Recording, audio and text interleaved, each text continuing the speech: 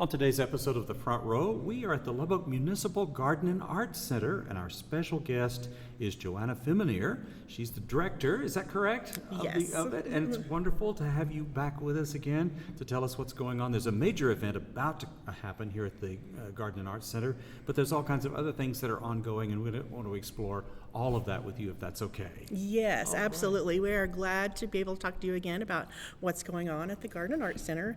So this weekend, it is the 55th Annual Fall Festival. If you have a calendar, that means this started in 1970. So this is the 55th year. We will have over 50 arts and crafts vendors and nonprofit organizations with handmade arts and crafts out here on our front lawn. We'll have food trucks. We'll have all-day entertainment. And we'll have art demos in our studio. We've got 2 new exhibits in the Cultural Hall, an exhibit from Henry Sally's Special Needs Art Class, and an exhibit from Texas Tech Art, Environment, and Sustainability. They have been with us a few years, and we've got new works from them. And then we will also have a kids' art area. And so I think that covers everything. Oh my gosh, well, let's unpack. That's a lot. So let's unpack all of that, my gracious. Okay, so one of the things I love about the fall is when I'm traveling up and down University Avenue, is there's a weekend where it's obviously something huge is happening here, because you could everything is out on the lawn, and there's all kinds of the things like you just described. Unpack that a little bit for us. First of all, tell us, it's an arts festival. Yes. Right? And who have you solicited, and who are the people that come? Well, we have a wide variety of folks we have some folks that have sold with us for, decades. And then we've got an influx of new artisans that have come to sell with us. So it is people that, make their own art. Some of these are professional artists who travel from show to show to show across the state or across the country. Some of these artists are from the Lubbock area, and they may do this once or twice a year, and this is their opportunity to sell what they've been producing. So it's a wide variety. We've got everything from ceramics to paintings, photography, folks that crochet or sew. Just a little bit of everything, a lot of different arts. And then also we have, I know that the Iris Society has has a sale with us. They have been a participant for many years. And so they will be selling irises. So, yeah. Great. Yeah. Well, that was my next question was, what kind of genres was Yes. it going to be? Tactile art or visual art or whatever. It looks like you have an incredible variety of that. Yes, yes. Right. You mentioned entertainment. What else? Yes, so we have the show wagon here this year, and so we have entertainment from 9 to 5, and we've got the gospel brass that will start us off during the day, and then we have a new theater group that's going to do Act 1 of Much Ado About Nothing. Oh my God. And then we have some Pride of West Texas chorus will be with us, and then we've got a few dance groups, the Contra Dance Lubbock and the Lubbock Area Square and Round Dance Federation, and then Halau Hula O Ani Lalani, if I've pronounced that correctly, will also be with us doing hula.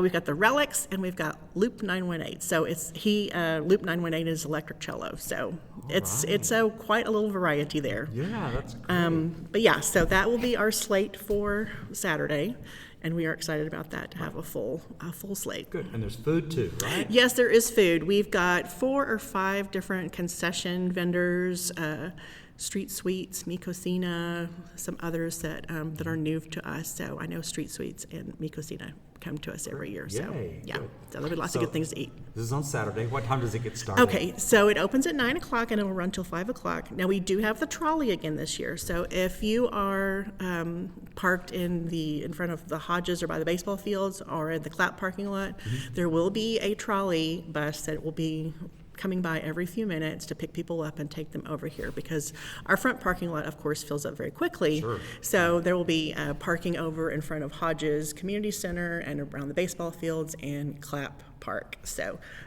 by the pool. So anyway, so just don't forget that. Okay. If you see a full parking lot, you can still come.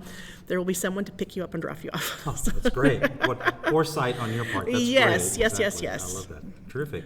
Well, one of the things that I love, particularly about this area, is what goes on in the back of the Garden and Arts Yes. Center. So if people want to, will they have the opportunity to wander around in the garden area? Absolutely. All of our activities will be in our front yard, on the front lawn, that faces University.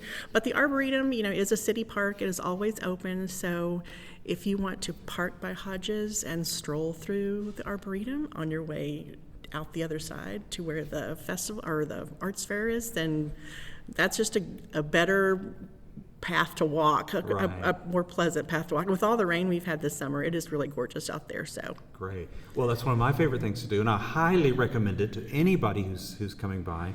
And in fact, today after we finish our interview, I'm going to actually take some time out there. It's really beautiful. good choice. Yeah, exactly. So tell us what's going on inside the building while all this stuff is going on the lawn. Yes.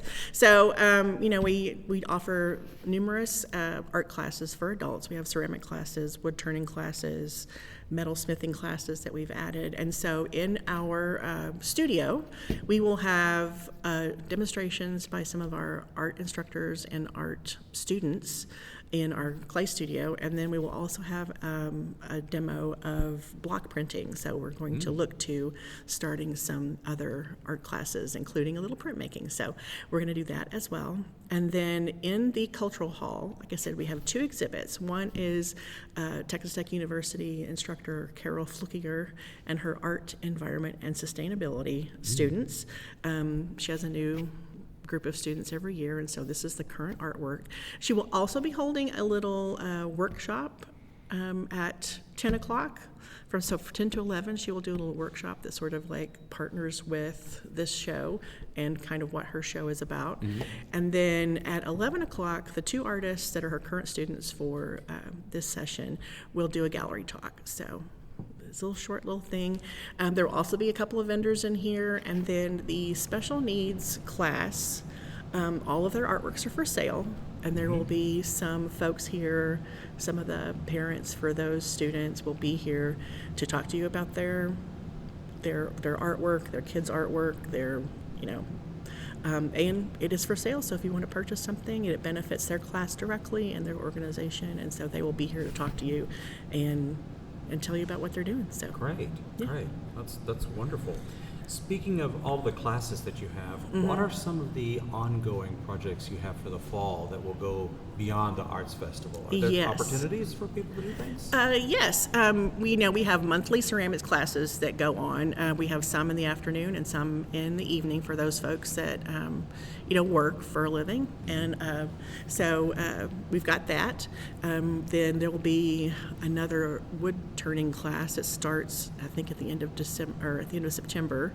So that will be coming up, and then we've got some special clay workshops that take place the first Saturday of the month, just kind of specialized topics if you want to learn a little bit more about different techniques. You've already had some ceramics experience, or you just kind of want to do something for one day that's not big of a commitment. We also still have our Painting with Passion class, which is acrylic painting class that takes place also the first Saturday of the month.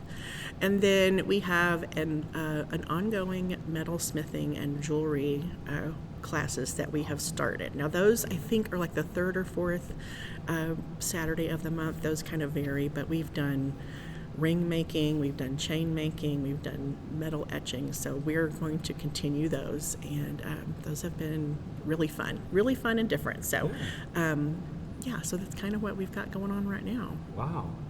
And then after the fall festival is over, we take a short breath, and then we continue to promote the National Arts Program, which is a grant-funded program that's open to artists that work for the city of Lubbock, are retired from the city of Lubbock, folks that have volunteered for us, folks that have retired from the city, folks that have family members of those that have retired or that are working for the city, and so that will be a big push.